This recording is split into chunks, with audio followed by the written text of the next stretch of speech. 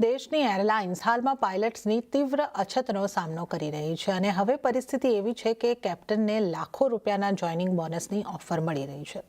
સમાચારની સંપૂર્ણ વિગતો આપવા સહયોગી કરણને ગાંધી આપણી સાથે જોડાઈ ગયા છે। કરણ, દેશની એરલાઇન્સમાં પાયલટ્સની હાયરિંગને લઈને શું હડકંપ મચ્યો છે? જી, તો આ મહિનાની શરૂઆતમાં જ આપણે જોયું કે ઇન્ડિગો પર એક ખૂબ જ મોટું સંકટ આવ્યું। આજે 3 થી 4 દિવસ એવા રહ્યા જ્યાં ઇન્ડિગોની ફ્લાઇટ્સ ઘણી બધી કેન્સલ થઈ અને ઓન ટાઈમ પરફોર્મન્સ ઘટીને 8% પર આવી ગયું હતું।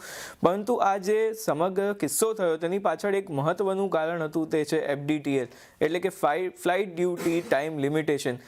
જે ક્રૂ છે અને પાયલટ છે તે ફ્લાઇટમાં ઓન બોર્ડ કેટલા કલાક કામ કરી શકે છે તેને લઈને DGCA નવા નોર્મ્સ જાહેર કર્યા હતા અગાઉ, અને આમાં જે સમય છે કામ કરવાનો તે ઘટાડી દીધો હતો અને તેને કારણે આજે આખો હડકંપ છે અને આખો જે ઇન્ડિગોનો એક સિનારીઓ થયો, આપણે એક કિસ્સો થયો સંકટનો, તે આપણને જોવા મળ્યો હતો। જો કે હવે એ તો એક કિસ્સો થઈ ગયો, પરંતુ મોટી તકલીફ અત્યારે હવે દેશમાં એ આવી રહી છે કે પાયલટ્સની જે છે તે અછત આપણને દેશમાં જોવા મળી રહી છે। આને કારણે એરલાઇન્સ છે તે હવે પાયલટ્સને આકર્ષવા માટે મોટા જોઇનિંગ બોનસ આપવા માટે પણ જે છે તે ફરજિયાતપણે તેમના પર પ્રેશર આવી ગયું છે।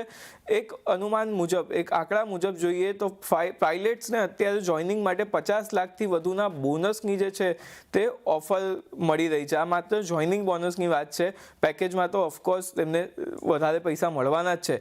સાથે જ એરલાઇન્સ હવે એકબીજાના પાયલટ્સ છે તેને પણ પોતાની કંપની લાવવા માટે અનેક પ્રકારના જે ચેન્જીસ છે તે કમ્પન્સેશનમાં લાવી રહી છે।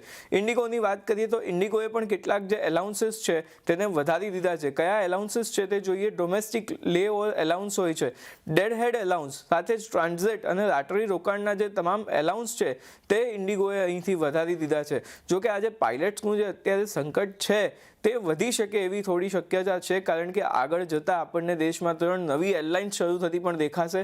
એટલે ક્યાંક ને ક્યાંક અત્યારે આજે પાયલટ્સનો મુદ્દો છે તે ચોક્કસપણે દેશમાં ગૂંજવાનો છે। જી કરણ, આ સમગ્ર જાણકારી આપવા બદલ આપનો આભાર। તો પાયલટ્સની